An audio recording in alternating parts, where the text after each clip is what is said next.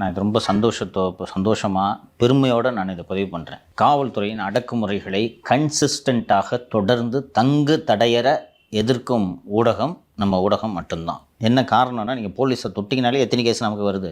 So இந்த அச்சத்தின் காரணமாக பெரும்பாலான ஊடகங்கள் இதை தொடுவதில்லை. அப்படியே அதை மீறி தொட்டு இதை விவாதிக்க தொடங்கினாலும் காவல்துறை அதிகாரிகள்டேருந்து ஃபோன் வரும், வந்தவுடனே இந்த நியூஸை கில் பண்ணுற இந்த போக்கு தமிழகத்தில் தொடர்ந்து நடைபெற்று வருகிறது.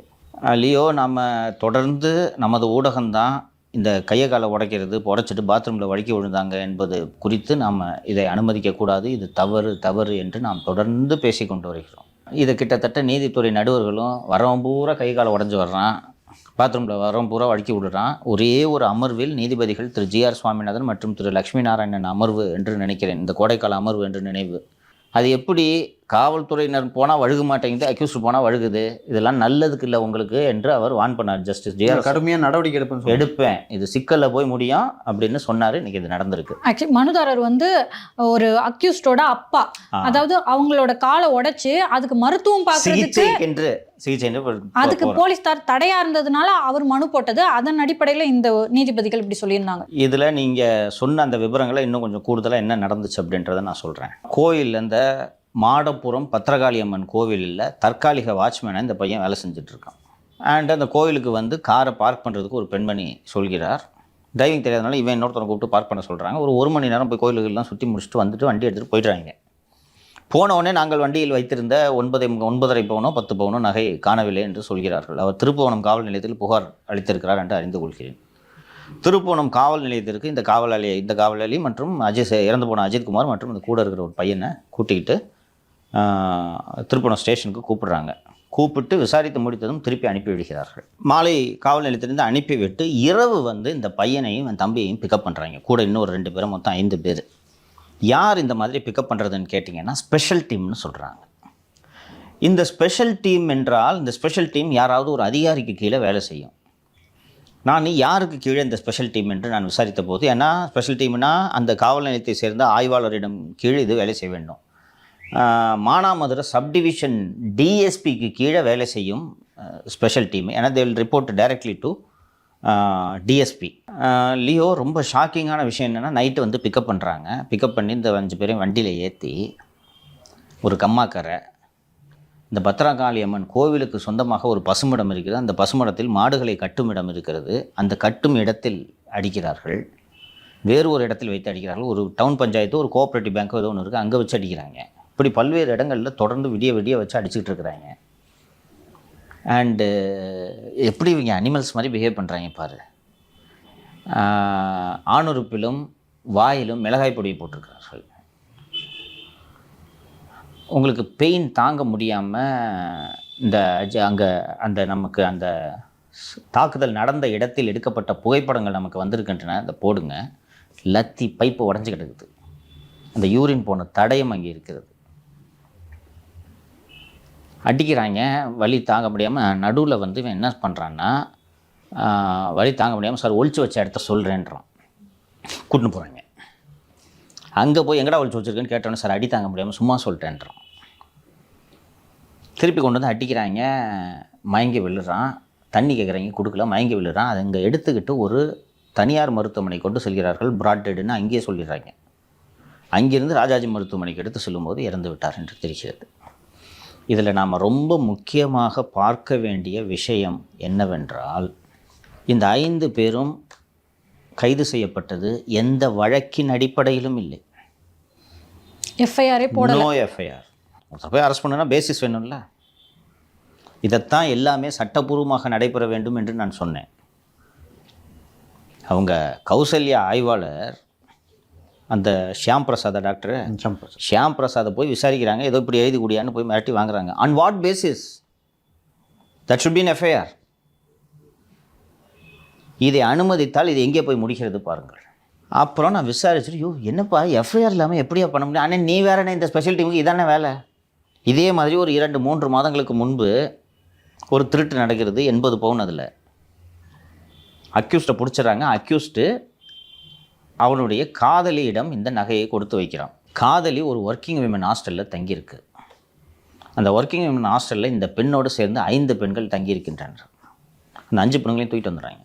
தூக்கிட்டு வந்து வச்சு மிரட்டி நகை கொடுக்கலன்னா இந்த பெண்களை ரிமாண்டு பண்ணிவிடுவேன்னு சொல்லி அந்த பிள்ளைங்க பயந்துக்கிட்டு எல்லாத்தையும் கொடுத்துருது, நகை கொடுத்துட்றாங்க. அந்த பொண்ணுங்களோட நம்பர்லாம் வாங்கிக்கிட்டு அந்த பொண்ணுங்களுக்கு அப்சீன் மெசேஜ் அனுப்பிச்சிட்டு இருந்திருக்கான் இந்த ராஜான்றவன். இதில் ராஜா இப்போ சஸ்பெண்ட் ஆனவரா சார்?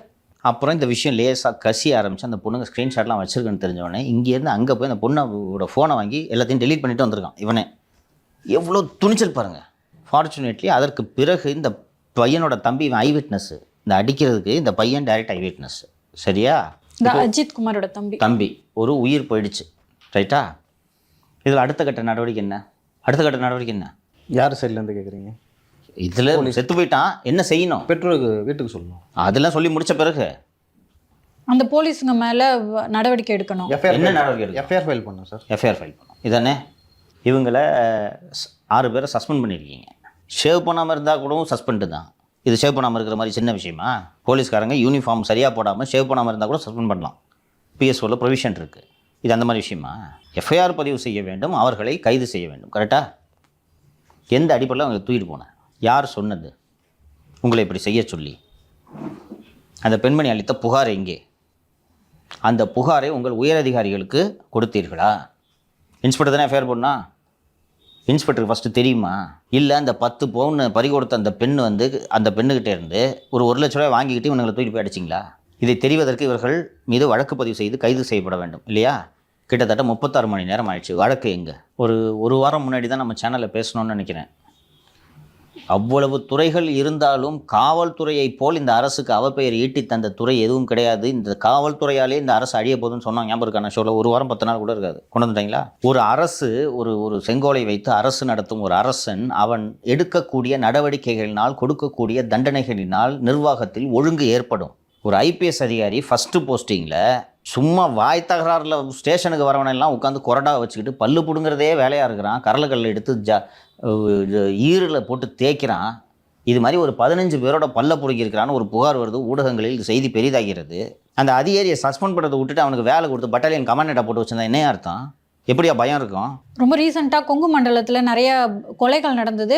அதில் வந்து சம்மந்தமே இல்லாத இன்னோசென்ட்டுங்களெல்லாம் பிடிச்சி அவங்கள அந்த பஸ் கண்டக்டர் கொலையில் பக்கத்து காட்டுக்காரனை பிடிச்சிட்டு போய் அடிச்ச அடியில் உன் பொண்டாட்டி ரிமாண்ட் பண்ணிடுவேன், பொண்டாட்டி அக்யூஸ்டாக சேர்த்துருவேன்னு சொல்லி பயந்துக்கிட்டு அந்த ஆள் உண்மை குற்ற அந்த செய்யாத கொலையை ஒத்துக்கிட்டார்ன்ற செய்தியை சிவசுப்ரமணியன் வெளிப்படுத்தியிருந்தாரா? நாமளும் விவாதிச்சோமா? இது தொடர்ந்து நடைபெற்று கொண்டு இருக்கிறதா? அது என்னப்பா சுட்டு பிடிக்கிறது? அமைதியாக தானே இருக்கும். சுட்டு பிடிக்கும்போது எப்படி, எதற்காக சுட்டு பிடிக்கிறீர்கள்? எங்கே தொடங்குதுன்னு நீங்கள் பாருங்கள். இந்த ஆட்சி வந்ததுலேருந்தே இது நடந்துகிட்டு இருக்கு. யாருடைய கட்டுப்பாட்டிலும் இல்லாமல் காவல்துறை சீரழிந்து கொண்டிருக்கிறது என்பதை நான் தொடர்ந்து வலியுறுத்தி கொண்டிருந்தேன். அதிகாரிகளே ஒழுங்கீனமாக மாறுகிறார்கள். ஒரு போலீஸ் ஆஃபீஸர், ஐபிஎஸ் ஆஃபீஸர் லட்டியை வச்சுக்கிட்டு ரீல்ஸ் போட்டால் என்ன அர்த்தம்? அந்த வருண்குமாரும் செல்வநாகரத்தனமும் எள்ளி நகையாடுகிறார்கள் டிஜிபியை பார்த்து. நீ இன்ஸ்டாவில் எங்களை தானே போடக்கூடாதுன்னு ட்ரிச்சி ஹைப்புன்னு ஒரு இன்ஸ்டா ஹேண்டில் இருக்குது. நீங்கள் தானே போகக்கூடாது. நீங்கள் ட்ரிச்சி ஹைப்புன்னு ஒரு இன்ஸ்டா ஹேண்டில், அதில் இதே வேலையை அவங்க பண்ணுறாங்க. அது இந்த ட்ரிச்சி ஹைப்பு பேஜ் இவங்க 2 பேரும் காசு கொடுத்து நடத்துகிற ஒரு இன்ஸ்டா பேஜ், அது ஹேண்டில். அது அவங்க இவங்களை பற்றி போடுற வீடியோ இங்கே ரீட்வீட் இது போஸ்ட் பண்ணுறாங்க. அது என்ன ரீபோஸ்ட்டா? இன்ஸ்டாவில் ஷேர் பண்ணுறது. அப்போ என்ன மரியாதை? ஒரு நடவடிக்கை எடுக்க முடியுதா உங்களால்? செல்வநாகரத்னம் என்ற ஒரு ஐபிஎஸ் அதிகாரி ஒரு பெண்ணை திருமணம் செய்து கொள்கிறேன் என்று அந்த பெண்ணோடு உறவில் இருந்து விட்டு ஏமாற்றி வேறு திருமணம் செய்ததோடு அல்லாமல் ராதாகிருஷ்ணன் என்ற ரவுடியை விட்டு அந்த பெண்ணை மிரட்டி கர்நாடகாவில் இவரோட பேட்ச்மேட்டுக்கிட்ட சொல்லி அந்த பெண்ணு மேலே பொய் வழக்கு போட சொல்லி இவ்வளவும் செய்து தடயங்களை அழிக்க முயற்சி செய்கிறார் என்று சிபிசிஐடி விசாரணைக்கு உத்தரவிட்டு விசாரணையில் குற்றச்சாட்டுகள் உண்மை என்று நிரூபிக்கப்பட்ட பிறகு நீங்கள் செல்வநாகரத்னத்தை தூக்கி திருச்சியில் போட்டிங்கன்னா அவனுக்கு கீழே இருக்க கான்ஸ்டபிள் எப்படி பயப்படுவான்? இவர் யோகியம்மா கேள்வி கேட்க வந்துட்டாருன்னு நினைப்பானா நினைக்க மாட்டானா? எப்படி நீங்கள் டிசிப்ளினை மெயின்டைன் பண்ணுவீங்க? காவல்துறையில் ஒழுங்கு போச்சுன்னா எங்கே வந்து நிற்கிது பார்த்தீங்களா? 6 கான்ஸ்டபிள்யா, சப் இன்ஸ்பெக்டர் இல்லை, இன்ஸ்பெக்டர் இல்லை, டிஎஸ்பி இல்லை, எஃப்ஐஆர் இல்லாமல் 6 கான்ஸ்டபிள்களுக்கு ஸ்பெஷல் டீம்ன்ற பேரில் இவன் ஒருத்தனை தூக்கிட்டு போய் கம்மாக்கரையில் வச்சு ஊரு பார்க்க அடிக்கிறான்ப்பா. ஸ்டேஷனில் வச்சு லாக்கப்பில் அடிச்சிங்கன்னா பரவாயில்ல, அட்லீஸ்ட் அத்தாரிட்டி அவங்க இன்ஸ்பெக்டர் பாரு எதுக்கு அடிக்கிறேன்னு கேட்பாங்க. யாராவது கூட்டு போய் ஊரில் கம்மாக்கரையில் கோயிலுக்கு பின்னாடி போகிற ஒரு இடத்துலலாம் வச்சு இந்த மாதிரி அடிச்சுக்கிட்டு இருக்கிறான்னா, இந்த ஒரு சிவகங்கையிலேருந்து பேசினவங்க சொல்கிறாங்க, அண்ணன் இவன் செத்துட்டதுனால வெளியில் வருதுன்னா இதே வேலை இந்த ஸ்பெஷல் டீமுக்குன்றான். இப்போ சார் நகையை காணோம்னு சொல்கிறாங்க, எஃப்ஐஆர் போடுறதுல அவங்களுக்கு என்ன சார் தயக்கம்? ரெக்கவரி ஆகாமல் போச்சுன்னா அன்டிடெக்டடாக அந்த கேஸ் பெண்டிங்காக இருக்கும்ல. சில கேஸ் பிடிக்கவே முடியாது. நீ பைக் காண போச்சுன்னு போங்களேன், பிரசாத் உன் பைக் அடிச்சு கொடுத்தாங்களப்பா? இல்லை, மறந்துடு. சரி, இன்னொரு விஷயம் வந்து சொன்னாங்க அந்த பகுதியிலேருந்து. என்னென்னா ஆக்சுவலாக அந்த நகையை காணாமல் போச்சுன்னு சொன்னாங்கல்ல. ஸோ அவங்க வந்து வரும்போது ஏதோ ஒரு ஹாஸ்பிட்டலையோ இல்லை ஸ்கேன் சென்டரை போய்ட்டு ஸ்கேன் பண்ணாங்க. அப்போ வந்து நகையை கழட்டி வச்சாங்களாம். கழட்டி வைக்கும்போது அங்கே நகையை வச்சாங்களா இல்லையான்னு சொல்லிட்டு அதை உறுதிப்படுத்தவே இல்லையா. நேராக போயிட்டு வந்து போலீஸ் தம்பி, நான் என்ன சொல்கிறேன், அஜித்குமார் நகையை திருடியதாக ஒரு வாதத்துக்கு நான் ஏற்றுக்கொள்கிறேன். அஜித்குமார் திருடி இருக்கலாம். என்ன காவல்துறை அவங்க வந்து இப்போ அஜித்குமார் திருடினான்னு நான் சந்தேகப்படுறேன்னு சொல்லும்போது அஜித்குமாரை விசாரிக்க வேண்டியது காவல்துறையோட கடமை. நான் மறுக்கல. எஃப்ஐஆர் போட்டு அஜித்குமார் ஸ்டேஷனில் கூப்பிட்டு விசாரிங்க, அரெஸ்ட் பண்ணி கஸ்டடி எடுத்து விசாரிங்க. எஃப்ஐஆர்லாம் எப்படி சார் எதுக்கு சார் அடிக்கிறீங்க? நான் காவல்துறையோட வாதத்தை ஏற்றுக்கிறேன். திருடி இருக்கலாம் அஜித்குமார். முறையாக விசாரிங்க, சட்டபூர்வமாக விசாரிங்க. என்ன வித்தியாசம் ஏற்படும்? எஃப்ஐஆர் போட்டு அடிக்கலாமா? எஃப்ஐஆர் போட்டு விசாரிங்கன்னு நான் சொல்கிறேன். நீங்கள் எஃப்ஐஆர் போட்டாலும் அடிக்க முடியாது. நீங்கள் அஜித்குமாரை விசாரிக்கிறதுக்கே எஃப்ஐஆர் போடணுன்றேன். அது முதல் கட்டம். எஃப்ஐஆர் போட்டு அடிக்க சொல்ல நான் அஜித்குமாரை விசாரணைக்கு வாப்பான்னு கூப்பிடுறதுக்கு உங்களுக்கு எஃப்ஐஆர் வேணுன்றேன். இதெல்லாம் நம்ம ஃபாரின்ல பார்த்துருக்கோம் சார். வாரண்ட் இருந்தால் தான் ஒரு நபரை வீட்டிலேருந்து கூப்பிட்டு போக முடியும். ஆனால் இங்கே அப்படி கிடையாது. மரபு வழியாகவே ஒரு ஏதோ ஒரு தவறுன்னு சொல்லிட்டாலே வீட்டில் போயிட்டு சும்மா கூப்பிட்றாரு, எஸ்ஐ கூப்பிட்றாரு வா அப்படின்னு சொல்லிட்டு தோளில் கை போட்டு கூப்பிட்டு போயிடுவாங்க அப்படின்றது. இப்போ இது மாறணும்னு சொல்கிறீங்களா? அடிப்படையிலே கோளாறு இருக்குன்னு சொல்கிறேம்மா. ஒரு ஒரு ஒரு ஒரு பொம்மை முதலமைச்சர், கையாலாகாத முதலமைச்சர் என்பதால் தான் இவ்வளவும் நடக்கிறது என்று நான் சொல்கிறேன். மீண்டும் மீண்டும் சொல்கிறேன். 24 பேர் இந்த ஆட்சி வந்தவுடன் கஸ்டடியில் இறந்துருக்காங்கன்ற இந்த பட்டியல் சொல்கிறது. 18/4/2022 சங்கர் ஜிவால் சென்னை ஆணையராக இருந்தபோது செக்ரட்டரியேட் காலனி போலீஸ் ஸ்டேஷன் வச்சு இதே மாதிரி அடிச்சு கொண்டாங்களையா? கூசாம முதல்வர் அசம்பிளியில் பொய் சொன்னாரா? வாந்தி எடுத்து வயிற்று வலி, அவனுக்கு வாந்தி எடுத்து செத்தான் செக்ரட்டரியேட்டில், நாங்கள் தான் ட்ரீட்மெண்ட் கொடுத்தோன்னு சொன்னாரா?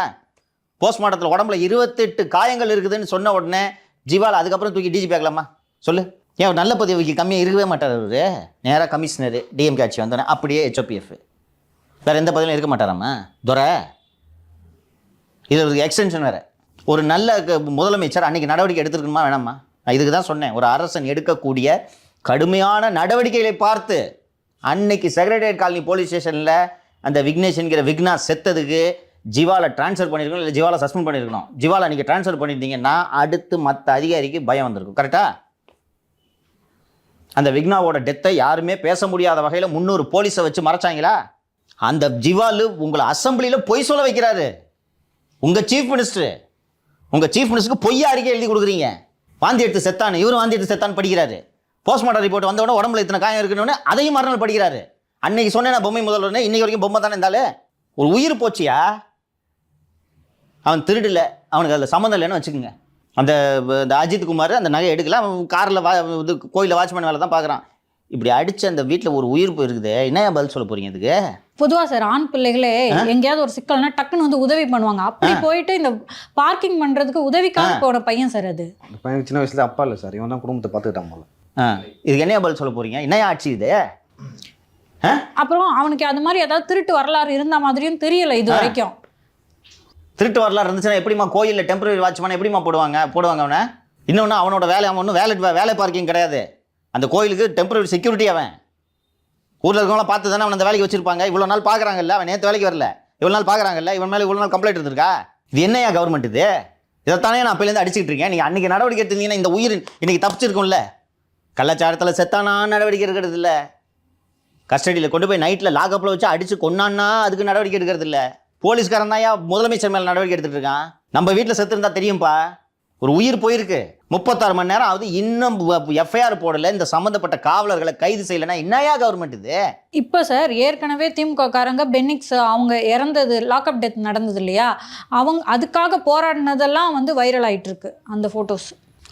நீங்கள் நல்ல டாப்பிக்கை நீங்கள் எடுத்தீங்க. 2020 இதே போல் ஒரு கொரோனா காலகட்டத்தில் லாக்டவுன் சமயத்தில் கடையை மூடவில்லை என்று ஒரே காரணத்துக்காக ஒரு தந்தையும் மகனையும் எடுத்து காவல் நிலையம், சாத்தான்குளம் காவல் நிலையம் எடுத்து சென்று குரூரமாக அடித்தே கொன்றார்கள். அதிலிருந்து ஒரு சமூகமாக நாம் பாடம் கற்றுக்கொண்டிருக்க வேண்டும். ஆனால் அன்று இந்த திராவிட முன்னேற்ற கழகம் அதை ஊதி எப்படிப்பட்ட பிரச்சனையாக்கியது என்பதை நீங்கள் இன்றைக்கி சமூக வலைத்தளங்கள் எடுத்து இன்றைக்கி அது பூரா வைரல் ஆகிட்டு இருக்கு. பார்த்தா எவ்வளோ பெரிய பிரச்சனையாக்கியிருக்காங்க. இதை ஒவ்வொருத்தரும் ஒரு மாஸ்க் போட்டுக்கிட்டு, மாஸ்க்லேயே arrest killers of Bennix Jayarajan போட்டுக்கிட்டு, அப்புறம் கையில் வந்து ஜஸ்டிஸ் ஃபார் பென்னிக்ஸ் ஜெயராஜ் அப்படின்னு போட்டுக்கிட்டு எவ்வளோ பெரிய போராட்டத்தை நடத்தியிருக்காங்க. வீட்டுக்கு போய் வரிசையாக ஃபஸ்ட்டு கனிமொழி போனாங்கன்னு நினைக்கிறேன். கனிமொழி போனோன்னா அடுத்து பின்னாடியே ஒரு சின்னவர் போய் கட்சி சார்பாக 25 லட்சம் கொடுத்தாங்க. முதலமைச்சர், தமிழக முதலமைச்சர் சார்பில் நிவாரணம் அறிவிச்சாங்க. திமுக வந்தோடனே உங்களுக்கு அரசு வேலை கொடுக்குறோம்லாம் சொன்னாங்க. இன்ஸ்டண்ட்டாக we should give credit to Palaniswami. நான் அப்போது பணியாற்றிய அதிகாரிகளிடம் பேசினேன். திரு ஈஸ்வரமூர்த்தி அவர்கள் அப்போது உளவுத்துறை ஐஜியாக இருந்தார், திரு திரிபாதி அவர்கள் டிஜிபியாக இருந்தார் என்று நினைவு எனக்கு. சிபிசிஐடிக்கு ட்ரான்ஸ்ஃபர் பண்ணிட்டாங்க. CBCID arrested those guys. ஆமாம், அரெஸ்ட் பண்ணாங்க. ஞாபகம் இருக்கா? ஆமாம், ஜெயிலில் கூட இருக்கார்ல சார் ஒருத்தர். இன்னும் ஜெயிலில் இருக்காங்க, அத்தனை பேர் ஜெயிலில் இருக்காங்க. சிபிசிஐடி அரெஸ்ட் பண்ணாங்க. நீதிமன்றம் உத்தரவிட்டதா இவராக மாற்றினாரான்ட்டு எனக்கு தெரியல. It was transfer to CBI investigation. நீதிமன்றம் உத்தரவு போட்டதா எனக்கு கரெக்டாக அது தெரியல. சிபிஐக்கு மாற்றிச்சு. சிபிஐக்கு மாற்றி உத்தரவிட்ட பிறகு CBCID arrested those guys. CBCID arrest பண்ணி தான் ஹேண்ட் ஓவர் பண்ணுறாங்க. துடிச்சிங்களே, இன்னைக்கு கொடி பிடிச்சிங்களே, கொந்தளிச்சிங்களே, எஃப்ஐஆர் போட்டிங்களா? இன்னைக்கு நியூஸ் மினிட்டில் ரிப்போர்ட் பண்ணியிருக்காங்க. சபி ரிப்போர்ட்டை யார் ரிப்போர்ட்? நியூஸ் மினிட்டில் ரிப்போர்ட் பண்ணியிருக்காங்க. உடம்புல பல இடங்களை காயம். எதுக்கு இவ்வளோ தூரம்? ஐ விட்னஸ் இருக்காயா? அடித்தது பைப் உடஞ்சி கிடக்கு. இது செய்தி பெருசானோடனே போய் க்ளீன் பண்ணுறாங்க அந்த இடத்த போலீஸு. ஜியோ லொகேஷனோட ஃபோட்டோ எடுத்து அனுப்பிச்சிருக்காங்க. ஊர் பூரா எல்லோரும் எடுத்து வச்சிட்டாங்க. மக்களை பாதுகாக்கிறதுக்காக, மக்களை இப்படி அடித்து கொலை பண்ணுறதுக்காயா போலீஸு? இப்போ ஜனநாயக நாட்டில் எப்படியா இது வேடிக்கை பார்த்துட்டு இருக்க முடியும்? தொடர்ந்து இந்த கைகாலை உடைக்கிறது, போலி என்கவுண்டர்களுக்கு எதிராக நாம் தொடர்ந்து பேசிக்கணும். எங்கே வந்து விடுறது பார்த்தியா? கொஞ்சம் யோசிச்சு பாருங்கள் எந்த அளவுக்கு காவல்துறைக்கு துணிச்சல்னு. நான் ஒரு ஊரறிந்த பத்திரிகையாளர், எனக்கு என்ன நடக்குதுன்றதை ஊரே வேடிக்கை பார்த்துனுக்கு விவாதிச்சுக்கிட்டு இருக்கு. என்னை கைது பண்ணிவிட்டு மேஜிஸ்ட்ரேட்டு ரிமாண்டு பண்ண பிறகு ஜெயிலில் கூட்டு போய் ஒருத்தன் கையை உடைக்கிறான்னா அப்போ இவங்களுக்கு நம்மளை ஒன்றுமே பண்ண முடியாதுன்ற துணிச்சல் இருக்கா இல்லையா? சார் அப்படி இல்லை சார். இங்கே வந்து பதவி அதிகாரம் அது வித்தியாசம் இல்லை சார். காக்கி சட்டை போட்டாவே தாங்க என்ன பண்ணலாம் அப்படிதான் யோசிச்சு பாருப்பா. என்னை வந்து கோர்ட் ரிமாண்ட் பண்ணுது, மெடிக்கல் டெஸ்ட் எடுத்துகிட்டு தான் அனுப்புகிறாங்க. நீதிமன்றம் வந்து ஜெயில் வாசலில் இவரை ஒரு வாட்டி செக் பண்ணுங்கன்றாங்க. ஜெயில் வாசலில் செக் பண்ணிவிட்டு எனக்கு உடம்பு நல்லா இருக்குது, ஏன்னா ஆக்சிடென்ட் நடந்ததுனால. அதுக்கப்புறம் கூட்டிகிட்டு போய் இந்த செந்தில்குமார் கண்ணை கட்டி 10 பேரை வச்சு கையை உடைக்கிறாங்க. இன்றைக்கி வரைக்கும் ஒன்றும் பண்ண முடியல தானே. 10 புகார் அனுப்பிச்சிருக்கு. ஒரு ஊரறிஞ்ச என்னையே இப்படி பண்ணுறாங்கன்னா மற்றவங்களாம் மாட்டினாங்கன்னா அவங்க கதி என்னன்னு யோசிச்சுப்பாரு. திமுக பண்ணுவீங்களா நீங்கள் இப்படி? இந்த கான்ஸ்டபிள்களுக்கு எங்கேருந்து அந்த துணிச்சல் வந்துச்சு கொஞ்சம் யோசிச்சு பாருங்கள். அந்த இன்சிடென்ட்டை சொல்லும்போது எனக்கு ஷாக்கிங்காக இருந்துச்சு. கோயம்புத்தூருக்கு போய் நகையை ரெக்கவரி பண்ணிவிட்டு அந்த பொண்ணை கூட்டின்னு வந்து ரூம்மேட்ஸை கூட்டின்னு வந்து விசாரித்து ரிமாண்ட் பண்ணிவிடுவேன்னு சொல்லி ஃபோன் நம்பர்லாம் வாங்கிட்டு வாட்ஸ்அப்பில் மெசேஜ் அனுப்பிச்சிட்டு இருக்காங்க. எவ்வளோ துணிச்சல் வந்துருச்சு பார்த்தீங்களா? டிபார்ட்மெண்ட் இன்னொன்று டிபார்ட்மெண்ட்டில் ஒழுக்கம் எப்படி கெட்டு போயிருக்கு தெரியுதா? ரீசெண்டாக பார்த்தோம்ங்க சார், ஒரு பொண்ணு ஸ்கூட்டி காணாம போயிடுச்சுன்னு சொன்னோன்னே ரூமுக்கு ஞாபகம் அந்த இன்சிடென்ட் ஞாபகம் இருக்கா? நான் இது தான் தொடர்ந்து சொல்லிட்டு இருக்கேன். காவல்துறையில் ஈரல் கெட்டு போச்சு நான் சொல்கிறதுக்கு காரணம் இதுதான். இந்த ஹோட்டலில் சிசிடிவி இருக்கு மேடா, நீ அங்கே கூட்டின்னு போறியே, உனக்கு பயம் இல்லைல்ல? அப்போ டாப் ஒழுங்காக இருக்கணுமா? 4 ஐபிஎஸ் அதிகாரியை சஸ்பெண்ட் பண்ணால் கீழே ஒழுக்கம் தானாக வரும் தம்பி, தானாக வரும். உங்கள் கவனத்தை யார் மேலே திருப்புறீங்க? ஜேர்னலிசம் பண்ணிட்டு இருக்கவங்க யூடியூப் நடத்துகிற மேலே வந்து கேஸை போட்டுக்கிட்டீங்க. இதையும் இந்த சிஎம் வேடிக்கை பார்த்துட்டு தானே இருக்காரு. ஒரு அதிகாரி மேலே நடவடிக்கை எடுக்க துப்பு இருக்கா அவருக்கு? அதாவது பிரச்சனைகளை பேசுகிறவங்கள வாயை மூட வைக்கிற வேலையை மூட வைக்கலாம். இந்த சிஎம் வேடிக்கை பார்த்துட்டு தானே இருக்காரு. உட்காந்து சேனல்ல கத்துறோம்ல, அவர்கிட்ட போய் சொல்லுவாங்க, பாருங்க சார் உங்களை பற்றியெல்லாம் தப்பாக பேசுகிறவங்க, அதனால தான் சார் அவர் மேலே நாங்கள் நடவடிக்கை எடுக்கிறோம் அப்படின்னு. ஒரு அதிகாரியை கட்டுப்படுத்துறதுக்கு துப்பு இல்லைன்னா இவர் எதுக்கு ஆளணும்னு நினைக்கிறாரு? அதுவும் திருப்பி ஆட்சிக்கு வரணும்னு எதுக்கு நினைக்கிறார்? ஒரு தகுதி இல்லாத நபர் தெரியுதா? ஒரு அதிகாரியை ஒரு டிபார்ட்மெண்ட் கண்ட்ரோல் பண்ண துப்பு இல்லைங்க சிஎம்க்கு. ஒரு டிபார்ட்மெண்ட் கண்ட்ரோல் பண்ண துப்பு இல்லை. ஊரே பேசுது எழுதுது. இவர் ஏன் ஆள தகுதி இல்லாதவர் நான் சொல்கிறேன் தெரியுதா? நான் உண்மையிலே சொல்கிறேன். நீங்கள் போய் தனிப்பட்ட முறையில் கேட்டு பாருங்கள். இந்தியாவிலே என்ன மாதிரி சிறப்பாக ஆட்சி நடத்துறதுக்கு யாருமே இல்லைன்னு உங்ககிட்ட சொல்லுவார். நம்புறாரு. இல்லைன்னா ஒரு நல்ல சிஎம்மாக இருந்தால் ஆச்சு, டெத் ஆச்சு, அரெஸ்ட் பண்ணி அவனை சொல்லியிருக்கணுமா இல்லையா? சொல்லுவாங்க. இந்த பிரச்சனை மூடணுமா இல்லையா? நயினார் அறிக்கை விட்டுட்டாரு, எடப்பாடி அறிக்கை விட்டுட்டாரு, கம்யூனிஸ்ட்லேருந்து கூட்டணி கட்சிகளே விட்டுறாங்க. கூட்டணி கட்சிகளை வரிசையாக பேச தொடங்கி விட்டார்கள். இவங்க சிபிஎம் அறிக்கை விட்டுட்டாங்க. இன்று காலை ஜவாஹிருல்லா அறிக்கை விட்டு விட்டார். மதிமுகலேருந்து இன்னும் வரலன்னு நினைக்கிறேன். இவர் திரும்ப வந்து வருத்தம் அளிக்கிறதுன்ட்டு ஏதோ ஒன்று அறிக்கை விட்டுட்டாரு. வேல்முருகன் பிரமாதமாக கொடுத்துருக்காரு. இதே வேலையாக இருக்குதுன்ட்டு உங்கள் கூட்டணி கட்சிகள் பூரா பேசிட்டாங்க. அவனை அரெஸ்ட் பண்ணி தூக்கி உள்ளே போட்டிருந்தா குறைந்தபட்சம் கூட்டணி கட்சிகள் உங்களுக்கு ஜால்ராவாவது தட்டியிருப்பார்கள் அல்லவா? முதல்வர் கடுமையாக நடவடிக்கை எடுத்து விட்டார் சொல்லலாமா? அப்போ இது கூட பண்ணாமல் இருக்காருன்னா இவர் எப்படிப்பட்ட பொம்மை முதல்வர் தெரிகிறதா? இவங்க முடிவெடுப்பாங்க. புரியுதா? ஒரு சீஃப் மினிஸ்டர் என்ன சொல்லணும்? யோ அரெஸ்ட் பண்ணிட்டு தகவல் சொல்லி எனக்கு. கரெக்டு, நான் மறந்துட்டேன். திருப்பாதி சர்ஃபோர்ஸ் மோரல் சிபிஐட்ட கொடுக்குறோங்க, அவங்க பண்ணிக்கிட்டோம். இது சொல்கிறாங்க நம்ம அரெஸ்ட் பண்ணாதான் வேண்டாம் சார், பண்ணுங்க சார், இவ்வளோதான் தெரியுமா? அப்படி இருக்கணும் லீடரு. இவங்க ஒத்தையாரட்டையாக போட்டு உட்காந்துருக்காங்க. பண்ணலாமா வேணாமா, பண்ணலாமா வேணாமா. உனக்கு இன்ட்டில் சொல்லி விசாரிக்க சொன்னா சொல்லிடுவாங்க. ரைட்டா சார் அடிச்சு கொண்டிருக்காங்க சார், அரெஸ்ட் பண்ணியா என்ன? இந்த கான்ஸ்டபிளுங்க வந்து உங்கள் ஆட்சியை காப்பாற்ற போகிறாங்களா? 6 பேர், பிரபு, கண்ணன், சங்கர மணிகண்டன், ஆனந்த், ராமச்சந்திரன், ராஜா, இவங்க இந்த 6 பேர் தான் இந்த ஸ்பெஷல் டீமு. இவங்களை அரெஸ்ட் பண்ணுறதுக்கு இவ்வளோ 36 மணி நேரம் யோசிக்கிறதுக்கு என்னப்பா இருக்குதுல்ல? சொல்லுப்பா. நம்ம ஆளுங்க விட்டு கொடுக்கக்கூடாது அப்படின்னு காவல்துறை அதிகாரி நினச்சா பரவாயில்ல, ஸ்டாலின் அப்படி நினைக்கக்கூடாது. இதைத்தான் நான் சொல்ல வரேன். போலீஸாக அப்படி தான் பேசுவாங்க. உங்களுக்கு அறிவு எங்கே சார் போச்சு? இந்த 6 கான்ஸ்டபிளுக்காக 6 லட்சம் வாக்குகளை இழக்கலாமா ஒரு தலைவன்? சார் ஒரு எக்ஸாம்பிள் சொல்கிறேன் சார். நான் ஒரு தென்பகுதியை சேர்ந்த ஒரு முன்னாள் சட்டமன்ற உறுப்பினர் பேசணும். அவர் பேசும்போது, சார் நான் இந்த மாதிரி எலெக்ஷன்லாம் ஒர்க் பண்ணியிருக்கேன் சார் அப்படின்னு சொன்னோடனே, நான் ஏன் தம்பி தோற்றேன் அப்படின்னு கேட்டார். இல்லை சார் உங்கள் சைடில் வந்து ஸ்டெர்லைட் ஒரு இஷ்யூ பெனிக் சார் சுற்றி ஆமாம் தம்பி சுற்றி வந்து லைக் எங்கள் கட்சியை காணாமல் போயிடுச்சு, நான் தோற்றதுக்கு முக்கிய காரணம் தான் தம்பி அப்படின்னு சொல்லிட்டு சொன்னார். ஓகேங்களா?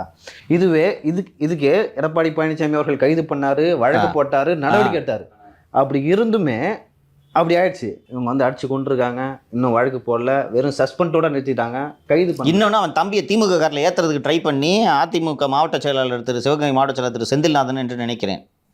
திரு செந்தில்நாதன் அதிமுக மாவட்ட செயலாளர், அவர் தலைமையில் குறுக்க பூந்து எதுக்கு அவன் திமுக கொடி கட்டின வண்டியில் எதுக்கு அவனை தம்பி எதுக்கு தெரியும் விசாரணைனா இங்கே வந்து விசாரியான்னு சொல்லி பிரச்சனை பண்ணி விட்டுட்டு போயிருக்காங்க. இன்னொன்று இந்த போலீஸு கட்சிக்காரங்க இந்த கூட்டு தெரியுதா? இதை சார் இவங்க தொடர விட்டாங்கன்னு வைங்களேன், இன்னைக்கு கூட்டணி கட்சிகள் இருக்குல்ல, அவங்களே இன்னைக்கு இந்த அதிகாரிகளால் நெருக்கடிக்கு உள்ளாக்கப்பட்டிருக்காங்க. அந்த திண்டுக்கல்ல அந்த தாடிக்கொம்பு ஸ்டேஷனில் ரிமாண்ட் ஒரு உதாரணம் இல்லையா? உதாரணம், இந்த திருமாவோட கொடி கட்ட முடியலன்னு சொல்றாங்கல்ல, வட்டாட்சியர் கலெக்டர் சங்கீதா கலெக்டர் அவங்களே பிடிச்சி உள்ள வச்சாங்க விசிக கட்சியினர். தொடர விட்டாங்கன்னா நெக்ஸ்ட் ஆட்சிக்கு வந்தா இவங்களுக்கே அடுத்த 5 வருஷத்தை இந்த கூட்டணி கட்சிகளே வந்து எப்படி பாதிக்கப்படுவாங்கன்னு அவங்களுக்கே தெரியல. இப்படி தமிழ்நாடு வீணா போயிடாது மாலது. இன்னும் 10 மாதம் இருக்குது, பொறுமையாக இருங்க. எப்படி ஆட்சிக்கு வருவாங்க? வந்துடுவாங்களே? வாய்ப்பே கிடையாது. பேசாமல் இருங்க. நீங்கள் அதற்கான அறிகுறி தான் இந்த மரணங்கள் எல்லாம். குறைந்தபட்சம் நீங்கள் இவ்வளோ தூரம் போலீஸால் கெட்ட பேர் வருதுன்னா லகானை எழுத்து பிடிக்கணுமா இல்லையா? சார் இந்த லாக்அப் டெத்துன்னு கூட சொல்ல முடியாது சார். இது வந்து ஒரு மர்டர், கொலை தான். மர்டர். எஸ். இந்த கொலையில் ஏன் வந்து காவல்துறை மீது வந்து வழக்கு பதிவு செய்யப்படலை, ஏன் சஸ்பெண்டோட நிறுத்திங்கன்னு சொல்லிட்டு அதிமுக சார்பாக வழக்கு தொடுக்கப்பட்டிருக்கு. நாளைக்கு விசாரிப்போம் அப்படின்னு சொல்லிட்டு நீதிமன்றம் சொல்லியிருக்கு. என்ன மாதிரியான உத்தரவுகள் வரும்னு நினைக்கிறீங்க? இவங்களுக்கு கெட்ட நேரம்ப்பா. பல்வேறு சிறப்பான தீர்ப்புகளை வழங்கிய நீதிபதி எஸ்.எம். சுப்பிரமணியம் தலைமையிலான அமர்வு முன்பு இந்த வழக்கு வந்திருக்குது. Justice S M. Subramaniam and justice Maria Clete. அந்த அமர்வு முன்பு அதிமுக வழக்கறிஞர் திரு மாரிஸ் என்று நினைக்கிறேன், அவர் முறையிட்டிருக்கிறார்.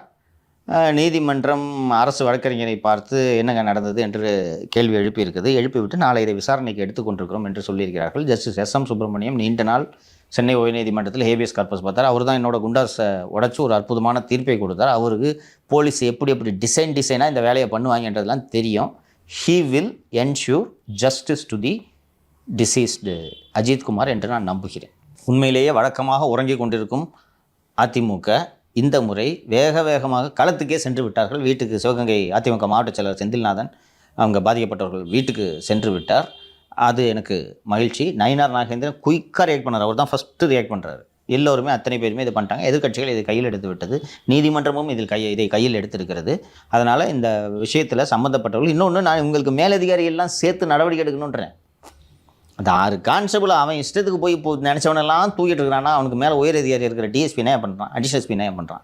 இப்போ திருப்பணம் காவல்துறைனா லைக் அவங்களுக்கு மேலே வரமாட்டாங்க. மானாமதுரை சப்டிவிஷனுக்கு நேரடியாக ஸ்பெஷல் டீம்னா ரிப்போர்ட் இன்ஸ்பெக்டர்லாம் மதிக்க மாட்டான், ஒன்லி டிஎஸ்பி.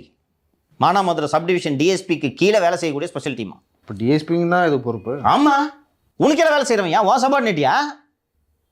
யாராவது ஒருத்தர் ரிப்போர்ட்டிங் அத்தாரிட்டி இருக்கணும்ல, யார்கிட்ட ரிப்போர்ட் பண்ணுறான்? இன்னொன்று, who authorise them to pick up Ajithkumar? நீ எஃப்ஐஆர் ஒரு கான்ஸ்டபிள் ஒருத்தனை விசாரிக்கிறதுக்கு கூப்பிட்றானா, ஐயா சொன்னார், ஐயா அவர் கூட்டுவாங்க சொன்னான்னு சொல்லுவாங்க. எஸ்ஐ சொல்லியிருக்கணும், எஸ்ஐ சொல்லணும், இல்லை இன்ஸ்பெக்டர் சொல்லியிருக்கணும். யார் சொல்லி நீங்கள் போனீங்க? சார் இப்போ எனக்கு ஒன்று புரியுதுங்க சார். எஃப்ஐஆர் போட்டால் தான் வந்து தொடர்ந்து லாக்அப்பில் வச்சுருக்க முடியும். ஆனால் அப்படி வைக்காமல் ராத்திரியாக இதை கண்டுபிடிக்கணும் அப்படின்றதுனால தான் ஏதோ ஒரு இடத்துல போய் வச்சு அந்த மர்ம உறுப்புகள் எல்லாம் மிளகாத்தூள் போட்டது அவ்வளோ அவசரத்துக்கு காரணம் இதுதான் எனக்கு தோணுது. ஏன் சார் ஒரு ஸ்டேஷன் கொண்டு போக முடியாதுமா சார்? இது ஒரு திருட்டு வழக்கு சார். புகார் கொடுத்தவங்க வந்து முக்கியமான ஆளாக இருக்கணும். அதுதான் நான் கேட்டேன், யார் அந்த பெண்மணி என்ற அந்த அடையாளம். இப்போ இன்னும் ஷெல்லுக்குள்ளே போயிட்டாங்க, அந்த இன்ஃபர்மேஷன் வரமாட்டேங்குது. 2 விஷயம். ஒன்று, அந்த பெண்மணி ஆளுங்கட்சியை சேர்ந்தவராகவோ இருக்க வேண்டும். அப்படி இல்லை என்றால் இவ்வளவு வேகமாக காவல்துறை வேலை செய்கிறது என்றால் யாராவது அதிகாரியின் உறவினர்களாக இருக்க வேண்டும். இந்த மாதிரி போலீஸ் ராத்திரியாக வேலை செய்துன்னா ஐஏஎஸ் ஐபிஎஸ் அதிகாரிகளின் தலையீடு இருந்தால்தான். ஏன்னா அவர் டிஸ்ட்ரிக்ட் எஸ்பி ஆஷிஷ் ராவத் என்று நினைக்கிறேன், அவர்கிட்ட அந்த அதிகாரி ஃபோன் பண்ணி இந்த மாதிரி அங்கே வந்தாங்க, நகை தூக்கிட்டான் போல இருக்குன்னு சொன்னோன்னா யோ தூக்குங்கன்னு சொல்லிட்டு எஸ்பி சொல்லியிருக்கணும். அப்படி இல்லைன்னா இந்த அம்மா வந்து ஸ்டேஷனில் யார்ட்டையாவது ஒருத்தர் லம்பாக வந்து 10 பவுன் நகை எவ்வளோ வரும், 8 லட்ச ரூபா நினைக்கிறேன், 8 லட்ச ரூபா, ஒரு 50,000 ரூபா பணத்தை ஸ்டேஷனுக்கு கொடுத்துருந்தாங்கன்னா இந்த வேகம் நடந்திருக்கும். இது 3இல் ஒரு காரணம் இல்லாமல் காவல்துறை எப்படி வேலை செய்யும் என்பது பிரசாத்தே சொல்லுவார். மிச்சம் தானப்பா சாப்பிட்ருந்தாங்க. ஓகே, டெய்லி சார் நடந்து போய்கிட்டு இருக்காரு. ஆனால் அந்த பைக்கு வந்து மழையிலையும் வெயில்லையும் தான் நனைஞ்சிட்ருக்கு. நனைஞ்சிட்டு நிற்கிது, லைசன்ஸ் வாங்கி வச்சுட்டாங்க. எதுக்கு இப்போ மக்கள் வந்து இதோட சேர்த்து இதையும் பார்க்கணும். இது நம்ம சேனலுக்கு நடக்கிறதுன்றது ஒரு அப்பட்டமான அராஜகம். டெய்லி சேனலில் நானும் வேணுங்கன்னு தான் கேட்குறேன், பிரசாத்துக்கிட்ட பைக்கு கொடுத்துட்டாங்களாப்பான்ட்டு. ஒவ்வொரு நாளும் ஒரு வாரம் ஆச்சாப்பா, இது வரைக்கும் பைக் வரல.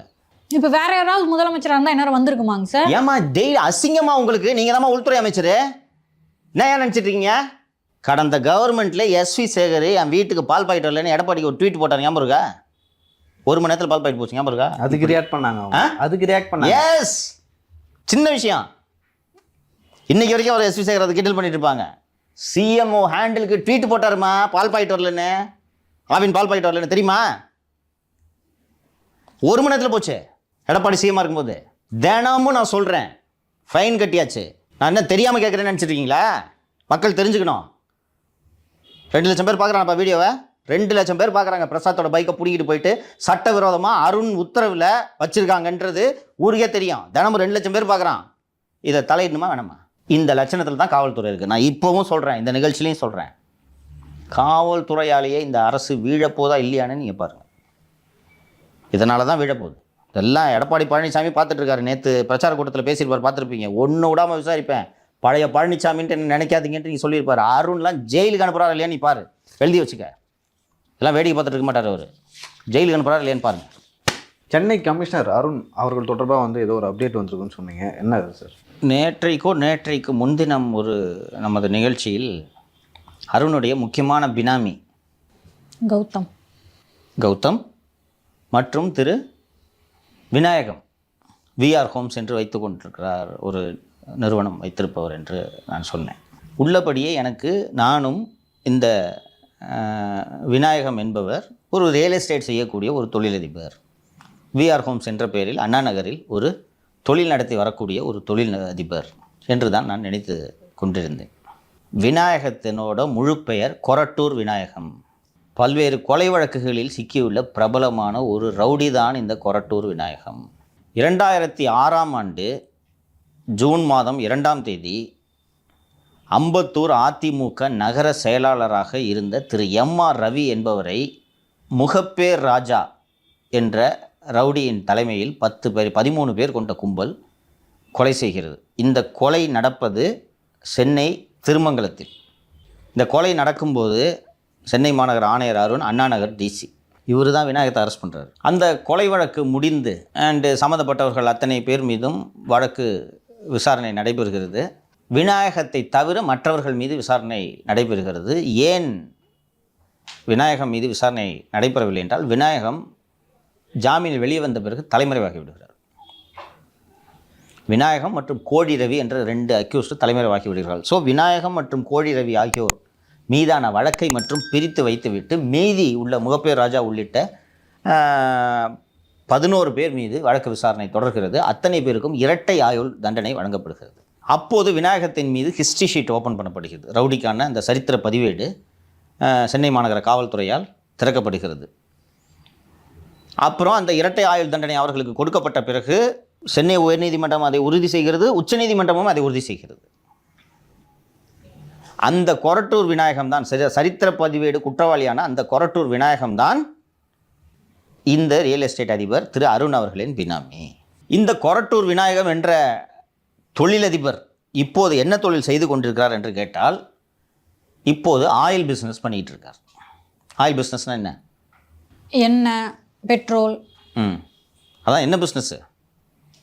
ஏற்றுமதி இறக்குமதியா? சென்னை மணலி பகுதிகளில் சென்னையில் இருக்க பல்வேறு தொழிற்சாலைகள் இருக்கிறது. One of the important industries வந்து Madras refineries limited, Indian oil கார்பரேஷனோட டெப்போக்கள் எல்லாம் அங்கிருந்து இருக்கிறது.